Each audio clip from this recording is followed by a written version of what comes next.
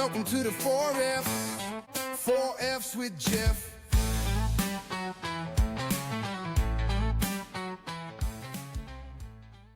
Welcome back to the 4Fs podcast. Today's guest proves that money isn't just math, it's mindset. From the Rockies to the Midwest, Linda Grizely has navigated career pivots, nonprofit boardrooms, and the rigorous CFP designation to become a trusted educator and coach. We dig into how she helps everyday people rethink charitable giving, decode financial advisors, and break free from the stories we grew up with about money. Get ready for a conversation that's practical, personal, packed with insights that are surprisingly easy to try. And as always, if you find yourself with no more F's to give, I got you covered. So, Linda, thanks for joining the show today. So nice to meet you and really looking forward to the conversation. That said, the podcast always starts the same way, which is this. Where are you from? Thanks for having me, Jeffrey. The funny thing is that it depends on where you're asking me where I'm from. So I live in the northwest suburbs of Chicago, and I've been here for, almost 30 years now. So if you were meeting me and I was traveling somewhere and you asked me where I was from, I would say here. But when you ask me where I'm from, if you're here, I say I grew up in Colorado. So I grew up in the Front Range north of Denver, and really, that's where I feel like I'm from. From the mountains to the lake, I suppose. And so what was it that took you all the way from the Rockies into the Midwest? Well, it was a man. My ex-husband now, but but it was a man that he was from here and he had gone to college out there in Boulder, and so we came back here to be near his family. And actually, I joke around and say that I'm stuck here because I have kids here and another husband and stepkids and grandkids and all that. And my parents, I moved them here, so now I'm stuck here. I joke around about that, but you know what? The Midwest is actually great. The people are super nice, and I actually like the weather here better than Colorado. People think I'm crazy, but I mean, look, it's, there's a reason that, millions of people live in the greater Chicagoland area. So you're clearly not alone. You're not on an island, and something right is happening there. You know what? A little hat tip for moving across the country for making wild decisions when you're younger. I also moved across the country when I was younger, and you know what? Worse things have happened. Yeah, I love that took you out there, and it's clearly working out okay for you. Okay, so you pack up, you move from the Denver area, you come to Chicago, and then how did things progress from there? So were you already in college, or were you already working, or? oh my goodness. When I moved to Colorado, or when I moved from Colorado to Illinois, I was 29, and I already had a daughter. I had my daughter as a teenager, so I already had one child, and I was working. I had a great career, and we moved out here, to be with my husband's family. His father was, not doing well and whatever, so we moved out back here where he was from to be with his family. And, then we had two more children, and I stayed at home. I was a stay-at-home mom for a while. So, yeah, then eventually we got divorced, and now I'm remarried and have kids and step grandchildren, and moved my parents here. Now your whole life's in Chicago along with some great kids. Yeah. So was that obviously, life changes happen for so many people, we all know, the stats on that. So was that the kind of the catalyst that pushed you into the personal finance realm, or how did that transition happen? Gosh. So the transition into the personal finance world happened because I was looking for a job where I wanted to help people. And I was not just looking for a job. I was in the process of making a career pivot, and I knew I was pivoting, and I wanted to help people, and I wanted to make a big impact. So I was looking for a job in a non-for-profit.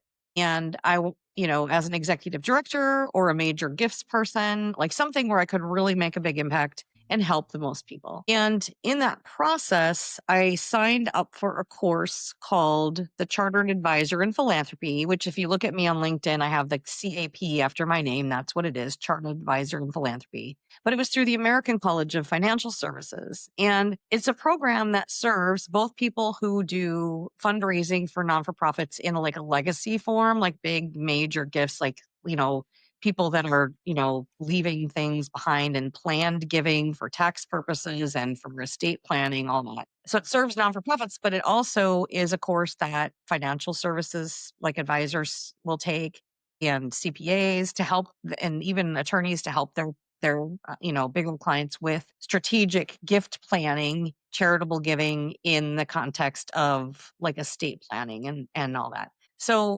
once I put that on my resume and on my LinkedIn, that's when I started getting phone calls from recruiters from financial services companies because it's the American College of Financial Services, right? And I wasn't landing a job where I was looking in nonprofits. I kept going through these big, long interview processes and I'd be like the second choice, but I wouldn't get the job. And so I was having these conversations and I was like, this actually makes sense. I could really help people through financial planning. And if I get to help them with, philanthropy and giving, that would be a bonus too. But this is a way I could still help a lot of people. So it just made sense. And it was kind of a natural transition to go into that. And honestly, you know, I know some people hate it when you say things happen for a reason, but when I look back and I look back at where I would be if I had stayed on that trajectory looking for that non for profit job, I would not be doing the things I'm doing and having the impact that I'm having today. It's a different impact than I was thinking I was going to have, but it's still a huge impact. So I'm super grateful for my journey. I love that thought because I mean it's really hard when I think when you're in that moment to obviously to look back and be like, look, when you're in the moment too, I guess two things. One, I'm guessing you don't know that there's something better with this little bit of a, redirection that's coming your way. And also in that moment, it's really hard when you have a plan and you're like, this is what I want to do. At least for me, I think it's really hard when I have something I want to do and then I look at it and I'm like, gosh, it's not working. So maybe I need to I don't know, make that adjustment myself. Those are just both two really hard things to see and do, I think, at least. So I'm curious, what was it? How did you kind of, I mean, obviously when you made the change, people started calling you, but I mean, how did you kind of wrestle with that decision to decide, okay, look, not for profit isn't me, isn't where I'm going to go right now. I'm going to put that out to the side and focus on this other thing. There were signs. So the signs were the fact that I wasn't getting the jobs. So that was a sign. But the other side was while I was doing that, I was also doing consulting for not-for-profits because I was also a certified like board I don't even remember what it's called. Certified board like advisor, like where I would consult a certified board consultant where I would do board orientations and help with strategic planning and do all these things. And I don't know if you know this about nonprofits, but they're messy. You have a bunch of people who are volunteering to help govern an organization. But generally, those people are all leaders, but they can't lead because they're supposed to govern and not run. And so the whole board orientation process and the strategic planning process can get kind of messy. And honestly, it was getting to the point where I was like, you know what? I don't really care if I ever see another board again. That probably makes your decision so much easier when you're like It completely did burned make out and my you're like, look, decision a this little is, easier. yeah, So okay, there yeah, were some I don't need clients that I this. was dealing with at the time.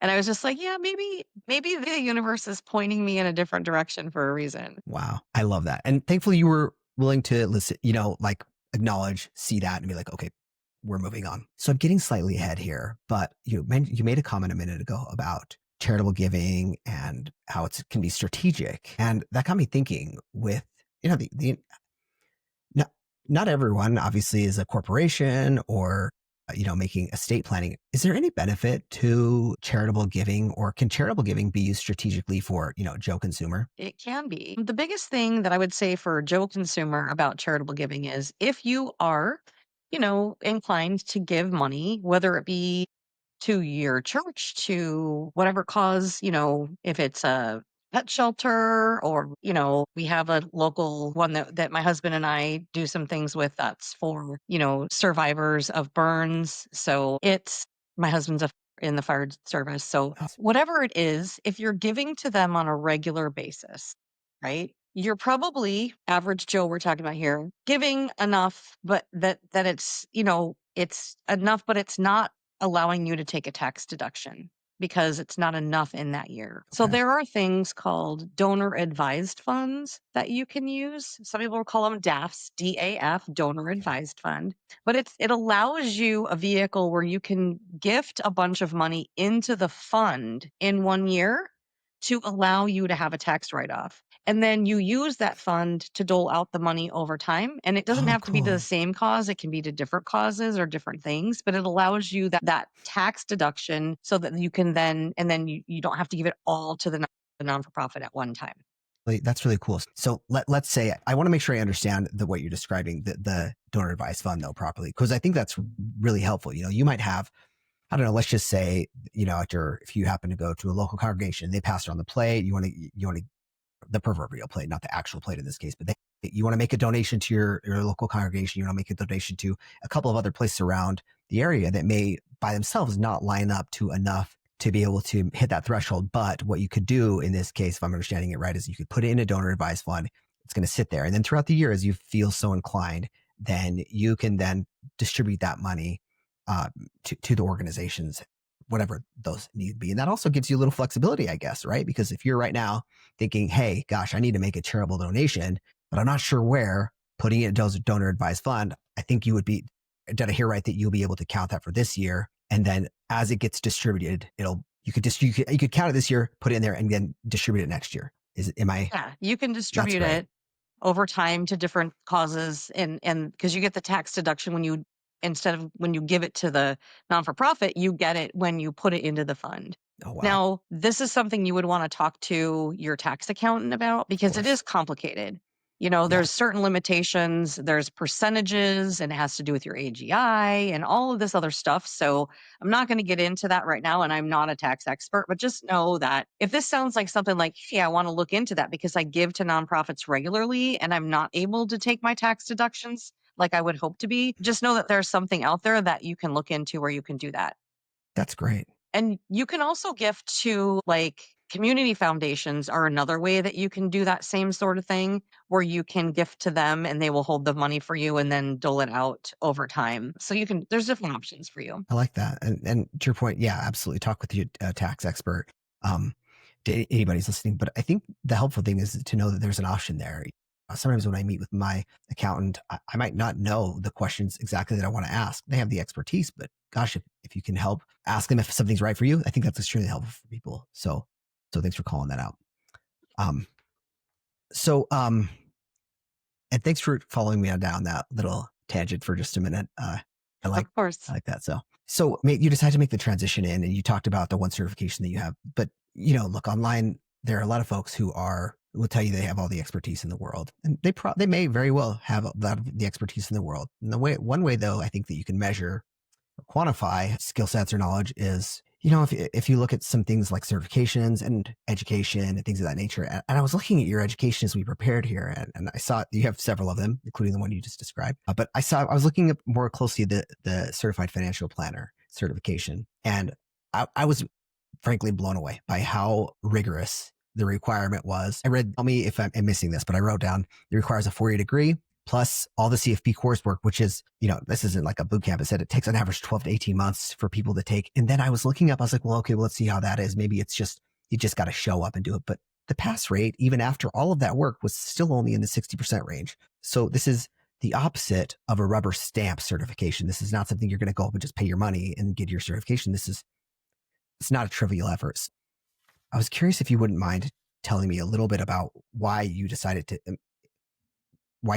tackle that, and also why you think it's important to, when someone's out there looking for some advice or help, to look for someone who has the CFP designation. The CFP designation, like you said, includes all of that coursework. But the most important thing for like the average consumer to remember is that when you have the CFP designation, we have additional duties that we are required to follow ethically and duties to our clients. And it also depends on whether you're giving advice or not as to what types of duties you have. But even when you're not giving advice, you still have duties to the CFP marks. Interesting. So if you do something that's not in the best interest of someone or something that's, not looked at as good. Even if I get some sort of charge against me, I have to report it. Whether I'm proven guilty or not, like you have to Wow. report that you've had this charge against you. There's different rules for that too. I'm not going to go into all the details. You could probably Google these if you're really that interested, but I mean, we are held to certain standards. So there's that. The other part of it is that the education is so well rounded because it includes financial advising, but it includes estate planning. It includes, insurance, PNC insurance, life insurance. It includes social security, includes, I can't even remember what all the things are. I mean, I could keep going, but it tells you that the person that you're talking to is well rounded in their education. Because here's the thing, pretty much anyone can go and pass a Series 7 or a Series 65 license and hang out a shingle that says they're a financial advisor, but that doesn't mean that they know anything other than how to memorize stuff and pass a Mhm. test. But with the CFP, and this is why the pass rate is so low, because it's not about being able to memorize enough to pass the test. You have to know how to apply the things in order to answer the questions on the test. That's a really important designation or differentiation. Thanks for breaking it down like that. I could see and understand the value there. And when you talk to your financial advisor, I think you would want to have a very well-rounded conversation so that, if someone brings up questions about insurance or, just like I did about just now about uh, applying a state plan, applying charitable giving, you have a good, well-rounded, you have a nicely rounded knowledge of those topics. I think that's extremely helpful. I bet people really like that. So, and not only that, you passed the test, but not only that, you have been doing this for quite a while, right? How long have you been in this space? Well, not that long, actually. I mean, relatively speaking, I mean, there's been Well, people that have been in it forever. I career changed. So I started, gosh, it was probably 7 years ago now. I mean, come on. So Um, that's a good long time. well, when you're as old as me, that doesn't seem long. Oh, I feel, But I can acknowledge that. I relate to that. The older I get, that the faster time goes. So you've been yeah, working in this for 7 years, and yeah, I have. Yeah. And I'm actually, so I'm at a place now, though, where I am not a financial advisor. So I do not have my licenses active. I still have certain things I have to abide by because I belong to the American College, has their rules that we have to follow in order to use our designations. I also have a master's degree in financial services from the American College. And I have the CFP, which, I have different duties because I'm not giving advice anymore, because what I'm doing is I'm an educator and a speaker and a coach, and I help people with their finances. What I don't do is I don't give them financial advice, like telling them where to invest or what to invest in. I can only educate them and then let them make their own decision. I can't tell them what to do. And then I can't do the planning for them, but I can teach them how to do their own financial plan. So nice. that's the difference. Those are the things that I can't do without my licenses active. Does that in some ways remove some overburden? I'm just thinking about this as if I was in the market looking for some advice and I reached out to someone like yourself and you explained it the way you just did, one of my first thoughts was that, well, the good news here is that Linda is not motivated to sell me anything. I can completely trust your advice because ultimately, as you're educating me, whatever decision I make, it's going to be in my best interest, hopefully, because at least, and even if I make a bad decision, it's not because I got bad information. You're not incentivized by some, quota that you're trying to get or an extra heavy commission from one organization or something else. I think that's probably really, the word I'm coming up with right now is comforting as I think about if I was looking for some financial advice because, like our money's it's not everything, but it's, we all depend on it. So it's Yeah, important. Yeah. exactly. Yeah. And I have my own podcast and I did a whole solo episode about how financial advisors get paid, because Mhm. there are different ways that they get paid. So not all of financial advisors are created equal as far as like how they're getting compensated. So it's important, if you're interviewing a financial advisor or considering working with someone, that you understand how they're getting paid, because then you can understand like when they might have bias come in. Like you said, if they're getting a commission off of something that they're telling you to invest in or purchase, you can see, like, okay, well, they're getting a big commission by doing this. How do Mhm. I know that's really right for me? And that they're not just, doing a really good sales job telling me that it is, because they know they're going to earn the money on it. Yeah, that's a good point. So if you're okay with that, we can link to this podcast below. We can link to that specific episode. Oh, sure. Also, would you mind just to give people an idea of what that might look like? What if you had to get the types of financial planners into, a couple of buckets at the super high level, how do you separate them when you're trying to find which type of planner you're looking for? Okay. So the first type is someone who does like mainly insurance only, and they're a salesperson. Okay. And they usually don't call themselves an advisor. They usually call themselves a financial professional, right? Oh, okay. That's clever wording. That Yeah. feels like a little bit like, yeah.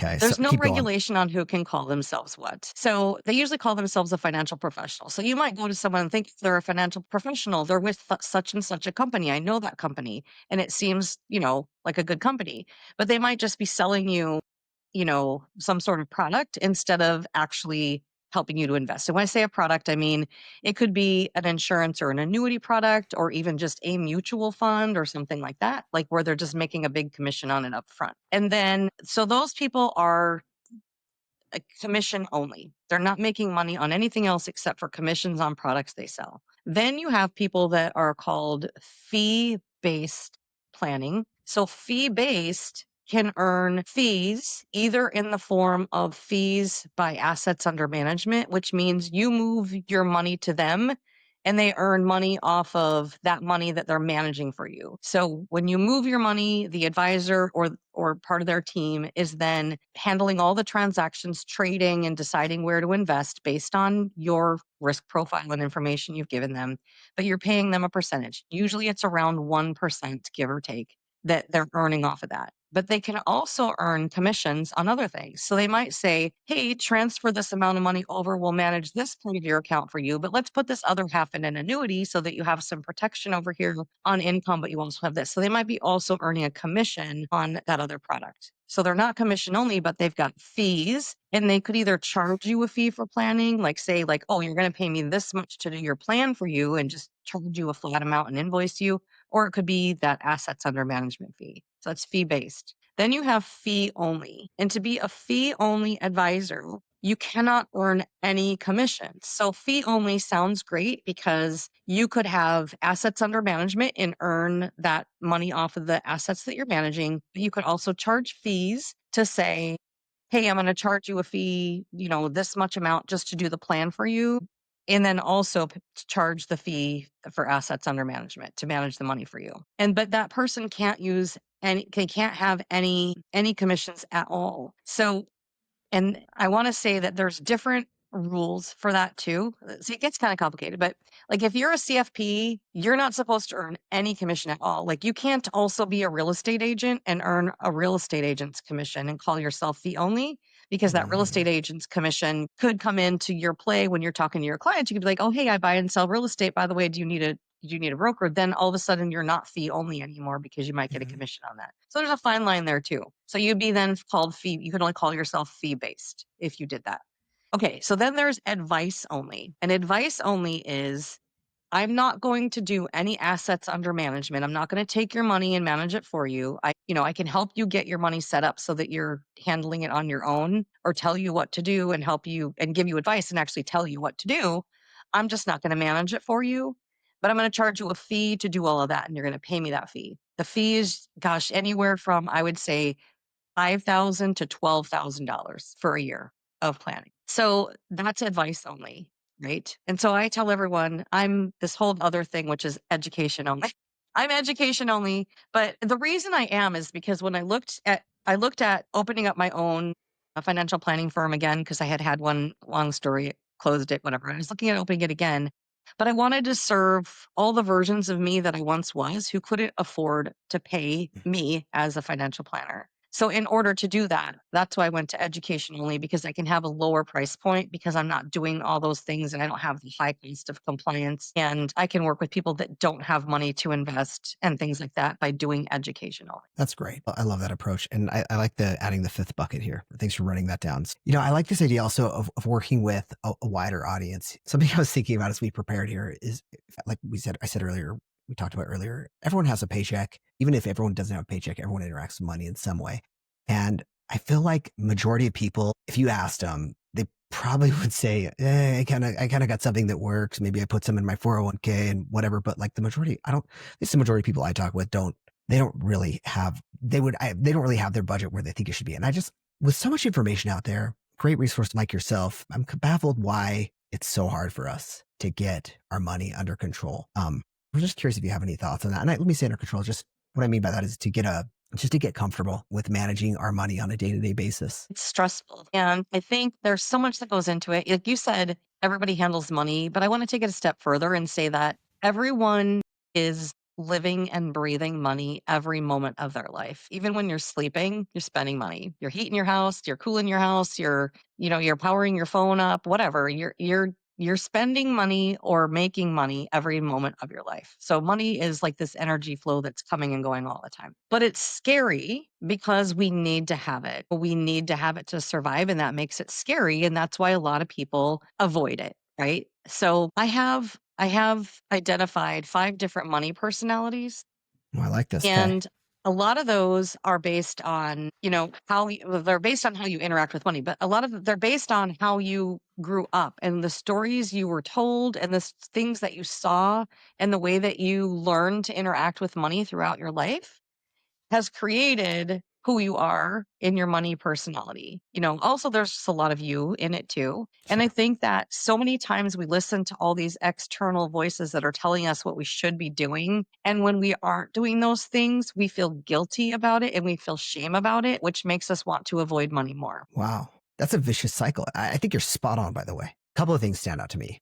One is that you mentioned that the things we taught when we were younger are stories, which means that they're real, like they were probably real, but also they're not necessarily facts or accurate for us. I think that's really hard. So there's a lot to unpack there, I think, like as you look at the things that we were taught, because sure, we're going to pick up habits that we have from our surroundings in the formative times of your life.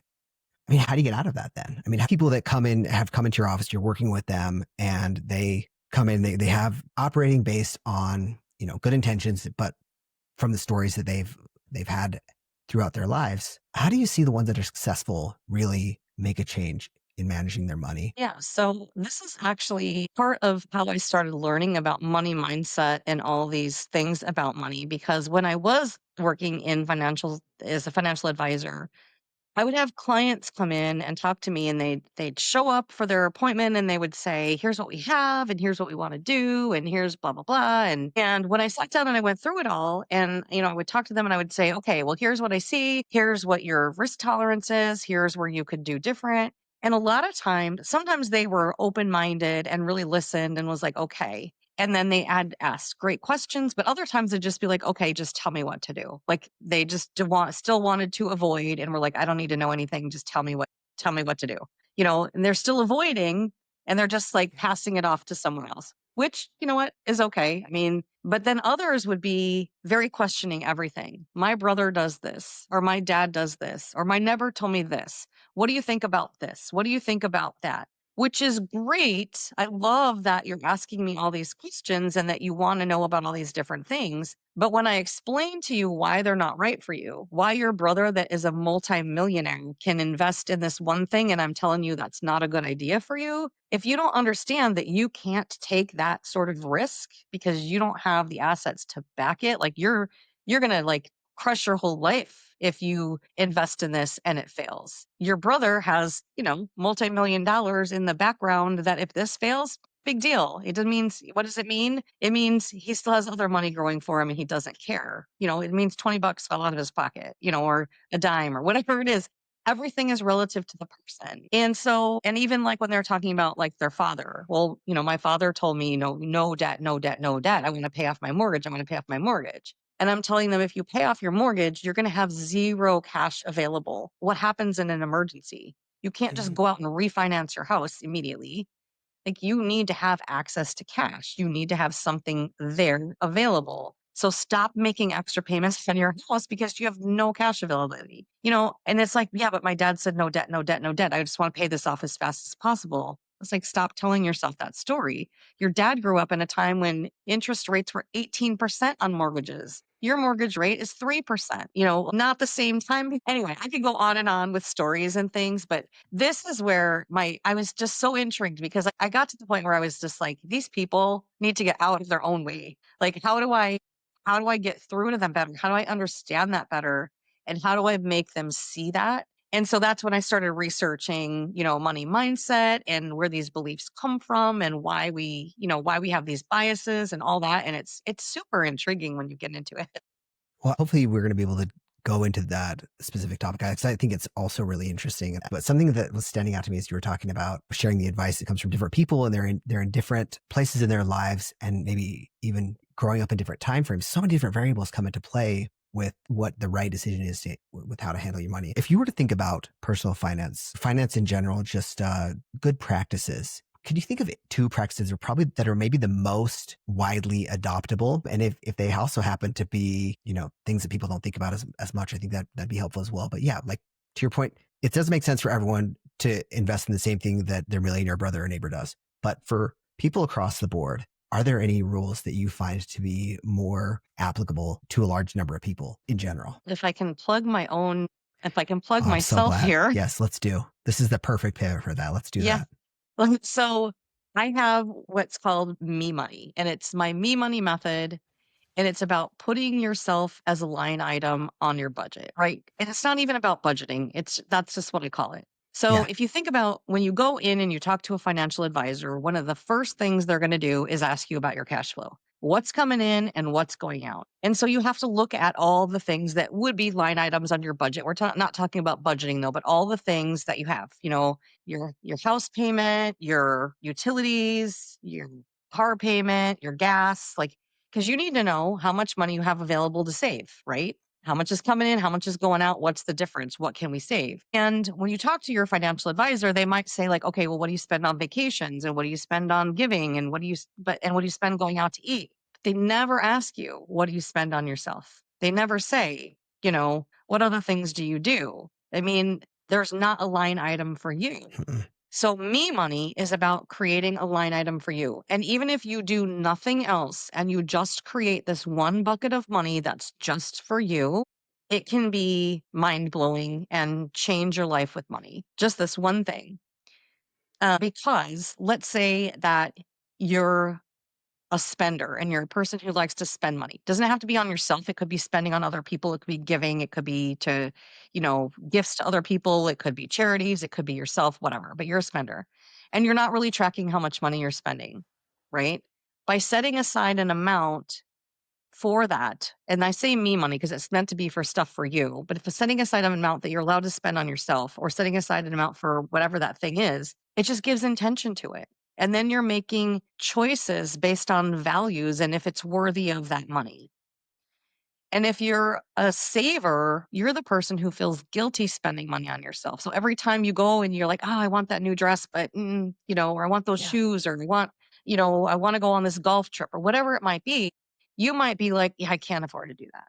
But can you? Right? Or Yes. can you really afford it? You just feel guilty about it, about spending that money. And so by having money set aside that's just for you, it's already earmarked for you and it takes that guilt and shame out of it. I can see how you said that really could be changing. To mark a line and give yourself permission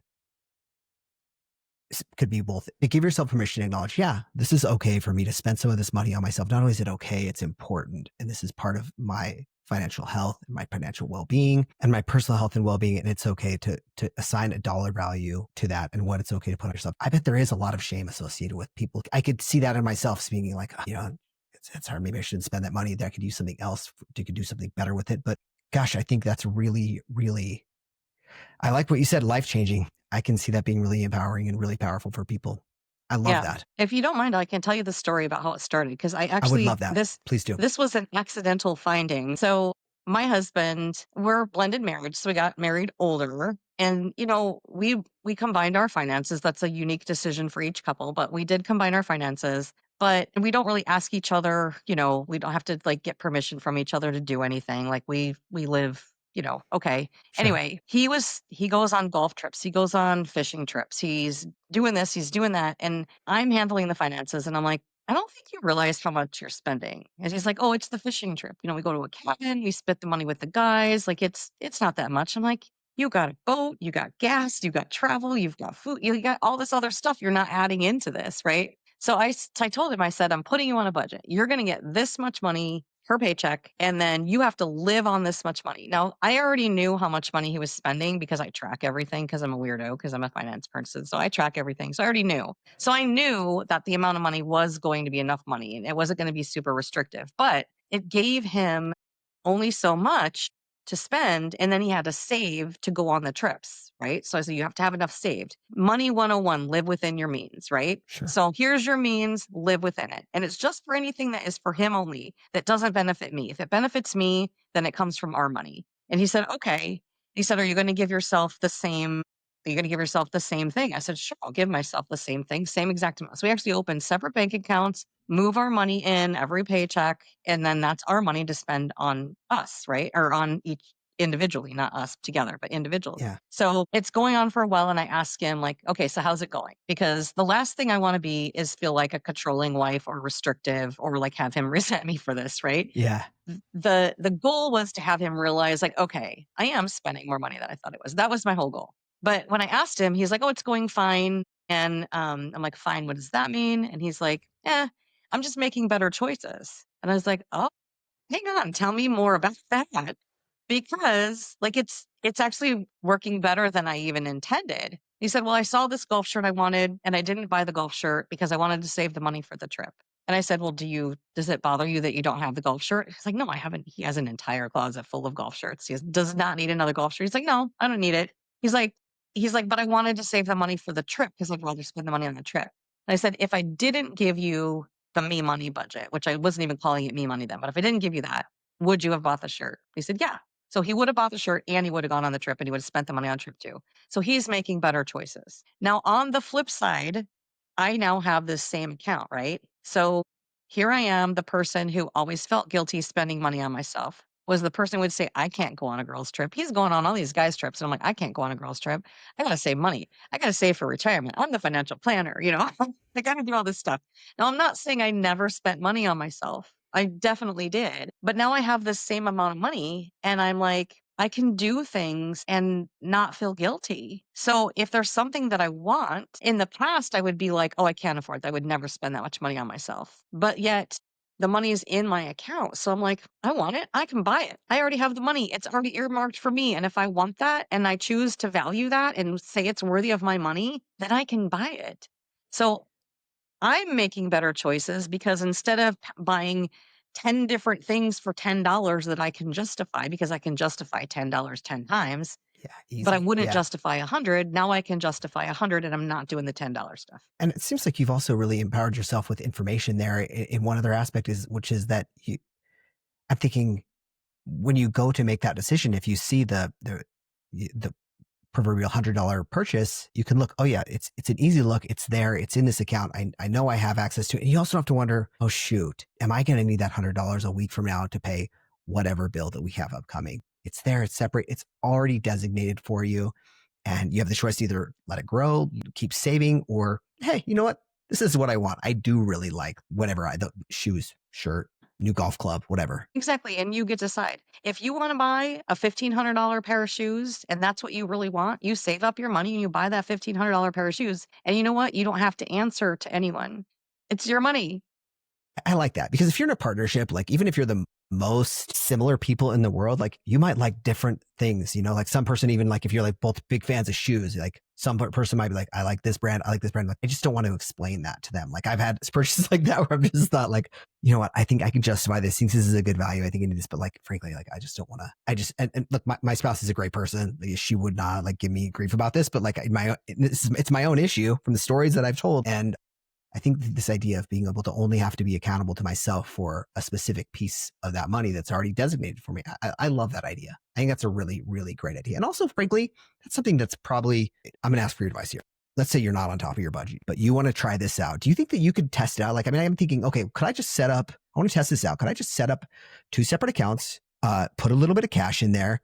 And if I'm not sure if I have my budget squared away, just put the cash in there. Let's wait a month. If things are still okay in a month, even if you want to give it 2 months, but like, I guess that's just a quick win people could get for themselves to start to change their relationship with money. So I'm getting the comment that you made earlier, which is it's lining up to me what you said earlier, which was just this one thing could really change your relationship with money. Now it's clicking in my mind. Yes, I can really see how this would change your relationship with money. I love that.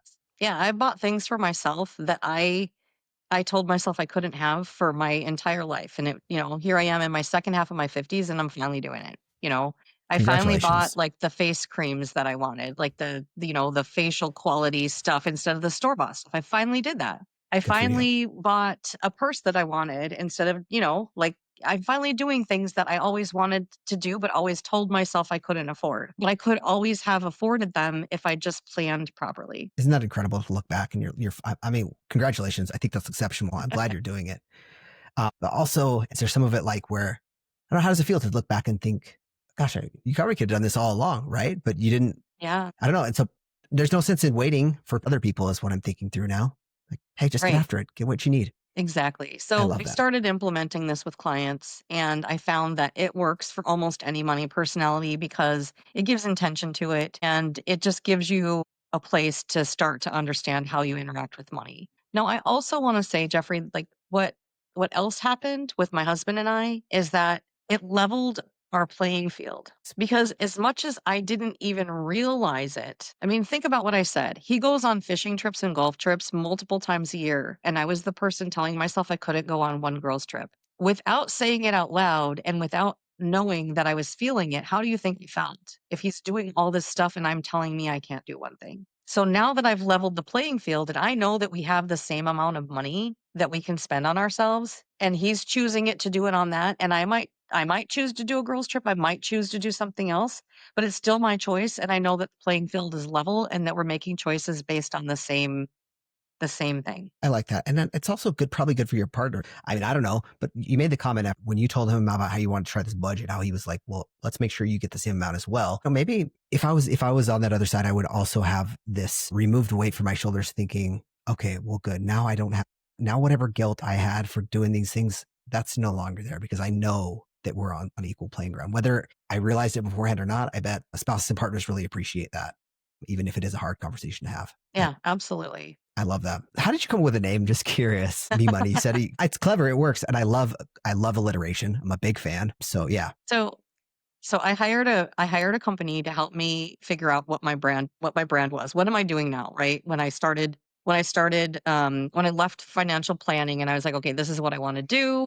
How do I brand myself? How do I set myself apart? What's my thing? And in our first conversation, we were just having a conversation and we were talking about like they're like asking me what sets you apart and this and that. And they're just, they're asking me like questions. And I Yeah. said, well, I put my husband on a budget, like, laughing and whatever. And I don't even know why they asked or why I was telling them this story, but they were just asking all these questions to figure out who I was to help me come up with my brand. And they asked me a question and they said something about whatever. And I said, no, that's my money. That's my money for me. That's my me money. And that was bam. They're like, that's it. Oh, That's your that's thing. it. Because I was telling them how, like, this is what sets me apart. This is what I do differently than other financial advisors and planners is I have clients set aside this amount for themselves. And I was telling them how it came, how I put my husband on a budget. And then the words came out of my mouth. That's my money. That's my me money. That's me money. Like it's for me. So as you developed your course, I've actually kind of a two-pronged question here. So I'll start with the first part, which is something I read about, which I like, is you called it permission-based budgeting. And so is Me Money would you call it a permission-based budgeting program? And also, what is permission-based budgeting exactly? It's just giving yourself permission to spend that money, I like right? it. So that goes with the Me Money line item. It goes with the Saying, me money line item. But got it it. could also be, let's say, okay, so let's say you're in retirement and retirement is a whole different mindset of thinking. In retirement, you've spent your whole life saving money and building this mountain of money. And now your retirement, you're standing at the top of the mountain of money and you leave your job and now you have to spend the money and get down the mountain safely. It's scary and it messes with people's heads because they Yeah. have fear about money, fear about running out of money. There are people that don't have fear and are just like, yeah, we're just going to go spend it all. We're going to enjoy retirement. Fine. But if you're one of those people that has fear about that and you're trying to get down your mountain safely and you're worried about spending money, like it can Mhm. cause people to stop enjoying their retirement. So with those clients, we would always say, save money for your vacation in a separate amount. Like each time you pay yourself from your money and you give yourself that paycheck, you're going to set some of that aside into a vacation fund. So then it's already earmarked for vacation. So you won't feel guilty about taking that vacation. Nice. Right. So that's a common thing that we do. And that's permission based. You're giving yourself permission to go on vacation. I like that idea of giving yourself permission because, I mean, at the end of the day, you have to give yourself permission for all of those things. Like vacation, hopefully, if you planned and you've done it right, like should hopefully be part of life. And you should give yourself permission to enjoy that. And you should give yourself permission to spend time with people you care about and do the things that you like. I really, really like that idea. Because otherwise, if you're end up in a situation you're going to go anyway, why not give yourself permission and remove those other things you talked about, the guilt and the shame, and start create a new relationship with yourself and how you deal with money? So you hired the company to help you develop the branding, but how did you come up with the rest? I mean, there's this entire course that's out there that I only was able to scratch the surface of. How did you end up developing the rest of this course? And did you know when you went into this that that's what you wanted to do? Did you start with the goal of, hey, we're going to develop this course to solve a problem for these people that want to help? Yeah. Yeah. So the Me Money course, I mean, it's a simple thing. Like based on just this podcast, you could set it up yourself. Like if you're listening, you just start setting the money aside. But if you want to, a lot of people need some coaching to get through that or some process to get them through it. So the course teaches you, first of all, how to just track your, how to just get that started, like track your spending for a couple of weeks, figure out what that is, and then just set a number and then you can figure it out later. But then the course also goes a step further into actually creating a spreadsheet of all of your expenses, which is what you would do if you went to a financial advisor or a planner when they started looking at what you have. They're doing planning, they're going to talk to you about your cash flow. So it's getting that figured out. What are you actually spending? Because in order to really get a handle on things, you need to understand where your money's going. So it takes you into that too. But there's also um, a money personality quiz and a money confidence quiz, which are both available outside of the course as well. You're welcome to take those on my website. And those help you understand who you are with money. And that's part of the course as well. Those quizzes are really, really well done. I only took one of them, but I might read one of the questions to people if it's okay. Because when I read this, I was like, the way this is written is taking the simple free quiz, getting my results. It gave me a lot of insight into myself. So here's the question that I read. It said, how do you handle financial setbacks? It said, 1, I try to stay positive and find solutions. That's a good answer. 2, ignore it and hope it resolves itself. 3, I analyze the situation and adjust my plans. And 4, I feel stressed and unsure of what to do. And I chose number 2. I ignore it and hope it resolves itself. I know that's not a good way to solve that problem already, but it's funny that I guess I also felt like, oh, this is a category here. That means I'm maybe not alone. I just thought they were really well done. And so the course, do you have any recommendations or thoughts on, is there a budgeting tool that someone would create outside of the Excel sheet as part of the program? Or do you have any budgeting tools recommendations? The spreadsheet. Sorry. The spreadsheet that's in there is a good start. There are many other budgeting tools and recommendations, and I do recommend some of other things within the course, and I help people with those too if they want. I also I don't teach budgeting necessarily. I teach more about cash flow. Like I also have other courses, and my financial foundations course is like the 7 basic things that you need to address in finance. And Okay. it doesn't say budgeting. It says cash flow, right? It's not about creating a budget. It's about understanding your cash flow because budgeting is so restrictive. Budgeting is like, instead of giving yourself permission to spend money, it's saying like, I can only spend this money. It's just, some people might be listening and saying that's the same thing, but it's not, because it's just the way you're looking at it and the lens that you're viewing it through makes a huge difference. And when you start to budget everything, that's when you start to really feel even more stress. And my gosh, no wonder why so many people fail at budgeting, when they try to do it all. That's why Me Money works too, because it's just one thing. And it takes that gray area between when you list what money you're bringing in and what money you're spending on everything. And then there's like this gray area. Where does this money go? I have no idea where it's going. It gives clarity to that gray area, that gap that's like the fog zone, no idea where this money is going. I feel like that's a unique intersection there, because it seems to me that it's providing clarity and also simplifying at the same time. I usually think when I'm looking for clarity, I need more data, I need more information. And by taking a step back and, changing the lens of how I'm looking at the process of managing my money to a cash flow perspective, I think that really helps. That helps me think about visualizing it completely different. So if I'm going to your website and I'm starting out, you said you had a handful of courses and a handful of things up there that people could check out. Where's the quickest way for folks to start? Would you recommend the quiz, or is there, you said that there's a foundations course. Where should people start? So the idea is that they can start wherever it makes sense for them to start. The quizzes are available just for them to get an idea. There's the financial confidence quiz and the money personality quiz. So those are a great place to get started. I also have some freebie like checklists and flowcharts they can download. They're all on my resources page. The quizzes and those checklists and flowcharts are all on the resources page. So free stuff that you can do to start leaning into your finances and getting an idea of where you can start. And then I'll have the Me Money course, which is, teaching more about how to set up that Me Money account, which that one thing, if there's anything that you do that. And then I'll have the financial foundations course, which will cover, let's see if I could get all 7 here: cash flow, credit, debt, saving, investing, retirement, and you. Because the one thing that I think is missing from traditional planning and all the money talks and budgeting and all that is your own personality and how you fit in and interact with your money. because if you're working against you, it's not going to work. You have to work with you. Yeah. I think that's so wise. Um, what does that go into and include? Okay. So if you join any of the courses, you automatically get included into a free community. And in that Oh, free nice. community, there's some chatting, and it's an online community in a software program. It's a community and you have some chatting in there. Then you can always upgrade to a VIP community, which includes some group coaching and some extra things. And when you buy the courses, you get lifetime access to the courses. That's a lifetime of the course, not of you. Oh, Well, whichever comes first, I guess. how good is that? I love that, by the way, that it's not like, you don't have to pay for this your whole life. Like sign up. If you Yeah. sign up, you get in. This is a thing. Yeah. So you can join a VIP community that's a monthly charge that goes a little bit more, but you can also join that. Like you could just pay a one-time upfront for that too.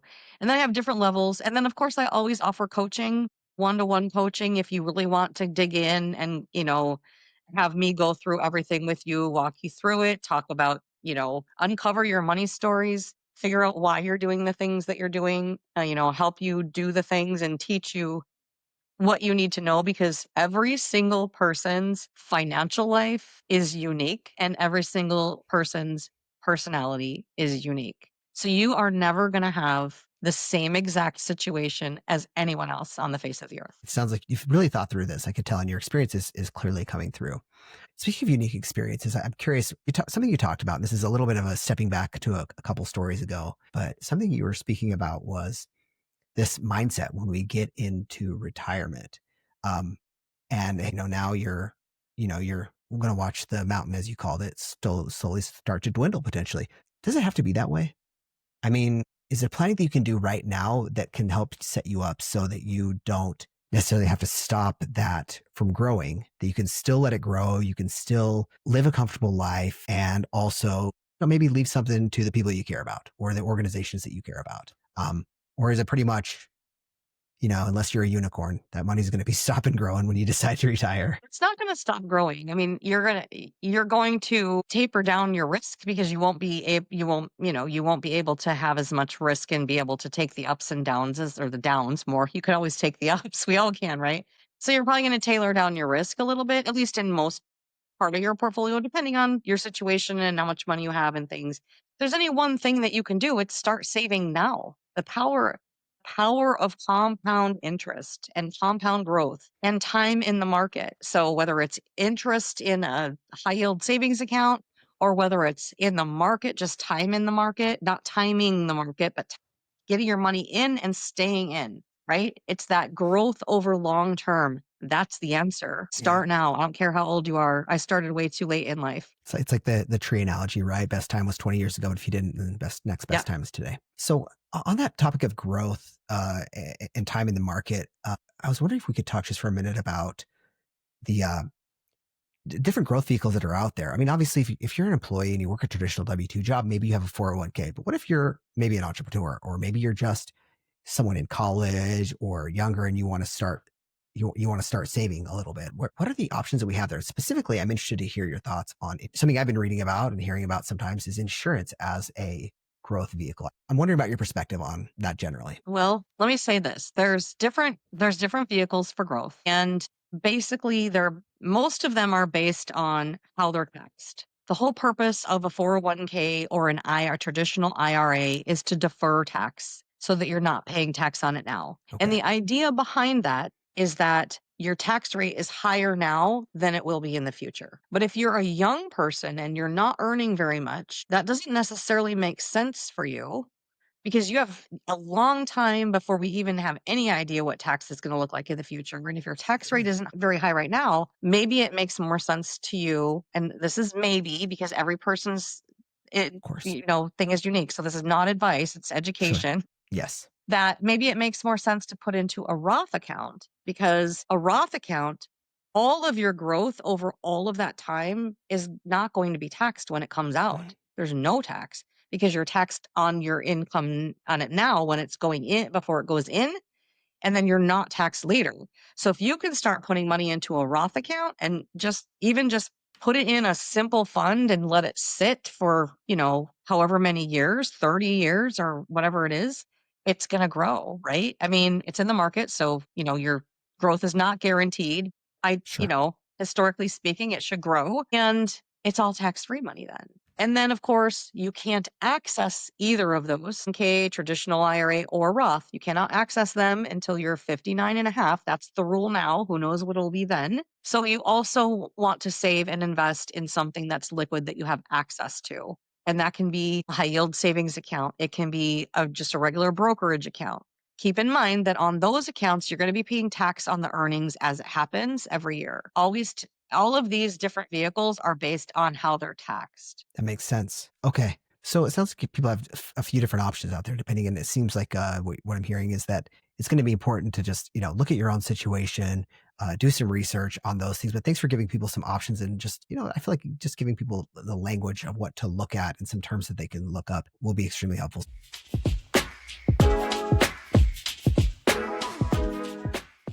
Here's what I want to say. Insurance contracts are extremely complicated. And if you feel like you can explain exactly how it works and you understand it and you still want to do it, do it. But if you can't explain how it works and you don't understand exactly how it works, then you probably shouldn't be doing it. I think that's a really, really good litmus test. Let's leave it at that. So something I was wondering about is I've heard a lot and been reading about recently self-directed IRAs.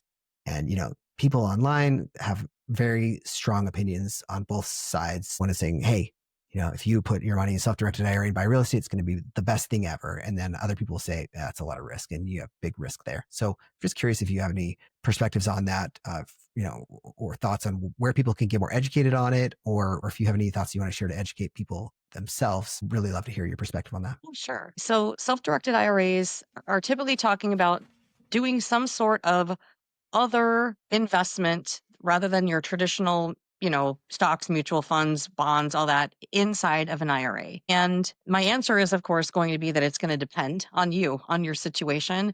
But if you think about it this way, if you're a person who has, a small IRA and you're putting everything in your IRA then into the self-directed IRA into real estate, probably not a good idea, right? Because it's not regulated the same way as, stocks, bonds, mutual funds, whatever are. It's just a different animal, completely different animal. But if you're a person who saved and stuck money away into your 401k your whole life, and you've got this huge chunk of money that's in a 401k or an IRA now, if you've rolled it over or whatever, and you have no other money that when you left out in a brokerage account, in a taxable account that you're able to invest in other things and you want to diversify, then it might make sense for you to choose to take a chunk of that and put it into a self-directed IRA so that you can diversify and can do something with real estate, because financially you can handle that risk, but you don't have the means to do it otherwise outside of your IRA. So, there's a lot more that goes into it too, but I think that's like a good extreme to think of, like both sides of that, like why Yeah. you can't say whether it's good or bad. It depends on you. It's probably not good or bad. It probably, I think you're exactly right. It depends on you. And it reminds me of the example you're saying earlier. Like it might be good for one person, but just because your brother invested in it who did something else, or your best friend, maybe it could be right for you, but it also may not be. Do your research is what I'm hearing as well. Thanks. Yeah. Thanks for that. Of I like course. this balanced perspective here we're seeing. I like looking at both sides. Thank you. Something else I've been reading about recently is I don't know what it has a real name, but I have just heard it called the Big Beautiful Bill, the recent tax legislation. I don't know what the real name of it is, but it seems like there's probably some potential wins for consumers in there. Probably also some things that might, be pain points. I don't know either one of them though. I was just curious if you have any things on what people should be aware of as they talk to their financial planner or their accountant, or just things to look into maybe as potential wins there for consumers from that legislation. The biggest win overall is that it kept tax rates down, because the 2.0 reduced the tax rates and it was supposed to sunset. And the big beautiful bill said it's not sunsetting. That's a huge win for everybody. Tax rates did not go up. All the other stuff is going to be unique to you. And yes, talk to your accountant about it. But just remember that all those other things that might be negatives, or there might be positives in there too. But overall, the fact that we still have those reduced tax rates sounds good to me. Yeah, I'm happy. That's good news for me. I'm happy about keeping tax rates low. Yes, absolutely. So this has been really insightful and really informative. I've really enjoyed this. Thank you so much for your time, Linda. I'm really glad we got to meet. I'm glad I got to meet you, and I appreciate you taking your time to share your expertise and everything here with me today. I can tell that you're, an absolute professional in every single way. We'll link to everything you have below, but I have one last kind of question as we end here, if that's okay. What's some advice that you could give to people on how they can stop, being afraid of their relationship with money and start to develop a new relationship with money to get their finances in a better place? I would say that when people think about trying to get a handle on their finances, it's overwhelming. Because there's so much. It's overwhelming, like, trying to pull it all together, figure out what's coming and going, figure out where everything is, what it's doing, what its purpose is, like, there's a lot. Just take it one piece at a time, one little thing at a time, whether it be choosing to do me money, whether it be just deciding to get your expenses listed on a spreadsheet somewhere or start tracking it in an app. Whatever it is, just start with one thing and get used to that one thing. And then when you're used to that one thing, then choose another thing and build it. Like, you don't have to do it all at once, and it doesn't have to be overwhelming, and it's going to be less scary if you start piece by piece. I like that. Everybody can do one thing. And we'll put links to the bottom here in the description to all the resources at Linda's website and the quizzes that you can take. I think that's great too. Even if that one thing is, hey, take the quiz, it's free. Go check it out. It took me I'd say less than 5 minutes probably to take the quiz. And I learned a lot about myself just by taking those couple of minutes and clicking through it. So I encourage everybody else to do that. Linda, again, thank you so much for your time. I super appreciate it. Thank you so much. You are welcome. And thank you so much for having me. I enjoyed this conversation. Thanks.